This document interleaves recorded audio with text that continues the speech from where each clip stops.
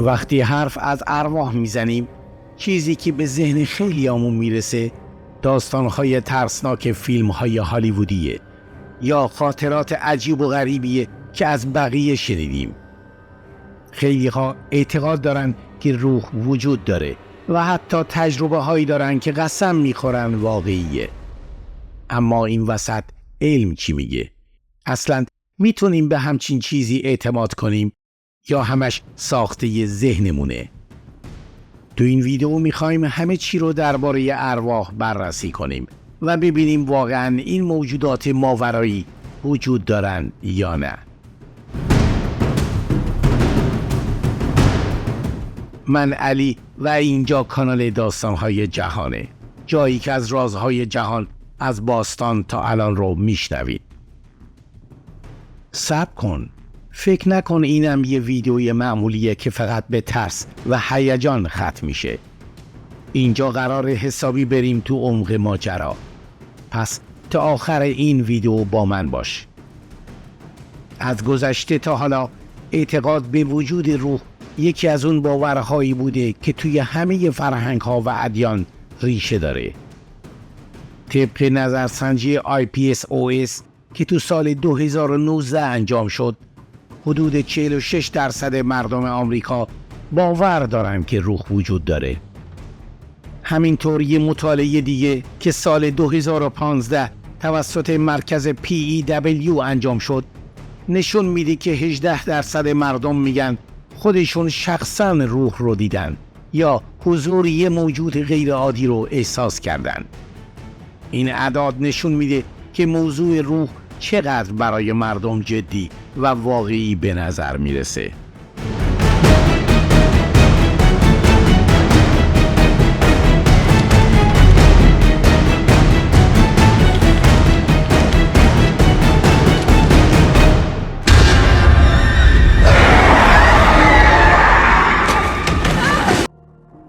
روح چیه؟ البته تعریف مشخصی براش وجود نداره، اما تو فرهنگ عمومی روح به موجودی ناشناخته گفته میشه که با دنیای مادی ما در ارتباطه. گاهی وقتا تو داستانها میگن که روح ناله میکنه، زمزمه میکنه، اشیا رو حرکت میده یا حتی وسایل الکترونیکی مثل تلویزیون رو روشن یا خاموش میکنه. بعضیا هم ادعا میکنن که به شکل سایه یا حاله تاریک و روشن ظاهر میشه. ولی این داستانها از کجا میان؟ حالا اینجاست که علم وارد ماجرا میشه. استفان هاپ، روانشناس بالینی و استاد دانشگاه ادوارد سوویل میگه خیلی از ادعاهایی که درباره دیدن ارواح میشنویم به یه پدیده به نام پاریدولیا برمیگرده. این همون تمایل مغز ماست که دنبال الگوهای آشنا میگرده، مثل دیدن چهره تو ابرها یا شکل‌های خاصی تو سنگ‌ها. وقتی این پدیده رو تعمیم میدیم به شرایط تاریک یا مکان‌های عجیب، میبینیم که ممکنه همون سایه‌هایی که از گوشه چشممون میبینیم توهمی باشن که مغزمون بهشون فرم داده. با این حال خیلی از داستان‌هایی که درباره ارواح شنیده میشن به قدری عجیب و غریبند که نمیشه به راحتی با توهم ذهنی یا ترفندهای روانشناختی توضیحشون داد. مثلا خانه وینچستر که در سن‌خوزه کالیفرنیا یکی از معروفترین مکانهای تسخیر شده دنیاست.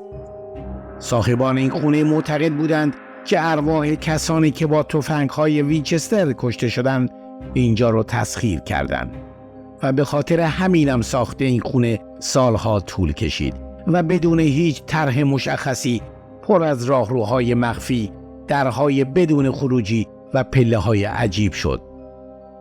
خیلی ها ادعا کردند که صدای پا، نجوا و حتی حضور سایه‌های مرموز رو تو این خونه حس کردند.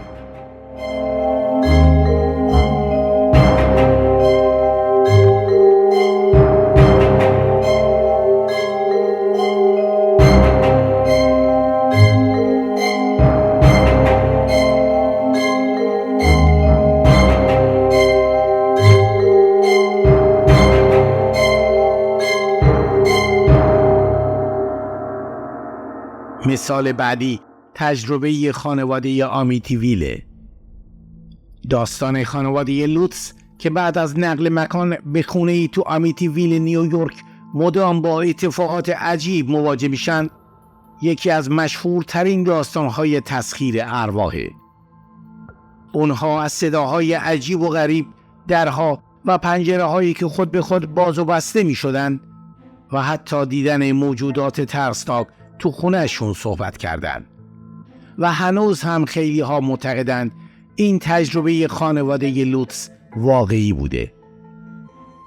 خیلی جالبه که بدونید حتی دانشگاه‌های بزرگ مثل کمبریج و آکسفورد هم زمانی تو کار شکار روح بودن. در قرن گذشته این دانشگاه‌ها گروه‌هایی داشتند که به دنبال شواهدی برای اثبات وجود روح بودند. با این حال هیچ کدام از این تحقیقات نتونستن مدارک محکم علمی برای وجود روح ارائه بدن. توی تلویزیون و فیلم ها هم معمولاً میبینیم که شکارچی های روح فقط با یه دوربین مادون قرمز و میکروفون های حساس ادعا میکنن که میتونن ارواح رو ثبت کنن. اما علم هنوز این روش ها رو قبول نداره و معتقده که این فقط یه راه برای تحریک حس ترس و کنجکاوی مردمه. یه مورد جالب دیگه درباره آزمایش‌های مرتبط با ارواح مربوط به ویک تاندی از دانشگاه کاونتریه. او تو شرایطی که به اصطلاح برای دیدن روح خیلی مناسبه قرار گرفت.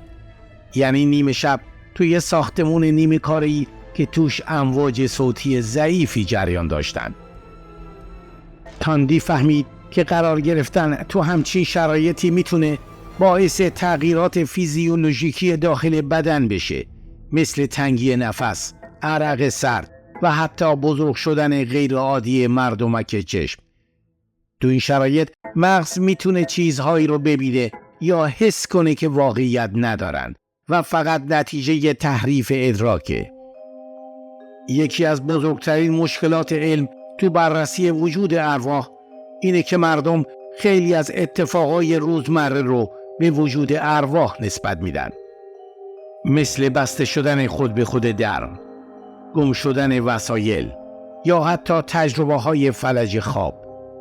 فلج خواب یک پدیده علمی شناخته شده است که توش بدن چند لحظه ای تو حالت خواب و بیداری گیر میکنه، اما به خاطر ناآگاهی بعضیا این حالت رو به تسخیر شدن توسط ارواح نسبت میدن. جالبه که تو فرهنگ ایرانی هم به این حالت بختک میگن.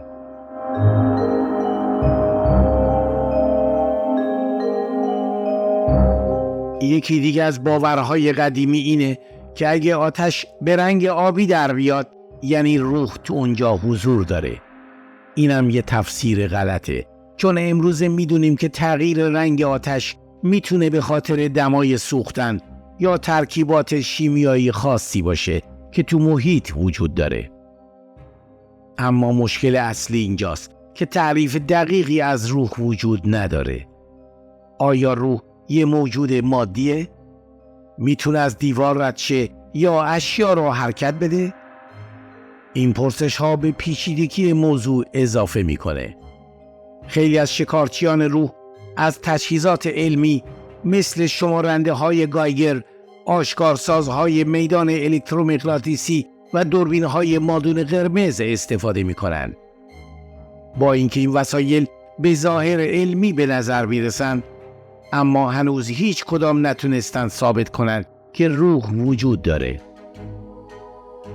خیلی از کسایی که به روح اعتقاد دارن داستانهای شخصی و تجربه های خودشون رو تعریف میکنن. مثلا ممکنه توی خونه قدیمی یا جنگل یه اتفاق عجیب و غریب براشون بیفته که اون رو به روح ربط بدن. این باور ممکنه بیشتر از یه پدیده علمی ریشه های روانشناختی داشته باشه. انسان ها به دلایل مختلف به دنبال باور یه دنیای ماورایی هستند، از جمله ترس از مرگ و نیاز به حس ارتباط با عزیزان از دست رفته. یه نظریه علمی دیگه هم اینه که همه چی از قانون سوم ترمودینامیک نشأت میگیره. یعنی انرژی از بین نمیره، فقط از حالتی به حالت دیگه در میاد. پس وقتی یه نفر میمیره انرژیش چی میشه؟ بعضیا میگن شاید این انرژی به صورت روح تو عالم باقی بمونه، اما این فقط یه فرضیه است و تا الان هیچ مدرکی برای اثبات این ادعا نیست. بعضی دانشمندان میگن این انرژی به شکل گرما و انرژی شیمیایی تو طبیعت پخش میشه، اما کسانی که به ارواح اعتقاد دارن این رو دلیلی برای وجود زندگی بعد از مرگ میدونن. در نهایت علم میگه که برای اثبات وجود روح به شواهد تکرار پذیر و ملموس نیاز داریم، اما تا به حال هیچ کسی نتونسته با روش‌های علمی وجود روح رو ثابت کنه. با اینکه خیلی ها تجربه‌های شخصی دارن و شاید شواهدی غیر مستقیم وجود داشته باشه، اما علم اینا رو به اختلالات ذهنی و ادراکی نسبت میده. به همین خاطر علم هنوز قبول نداره که روح وجود داره.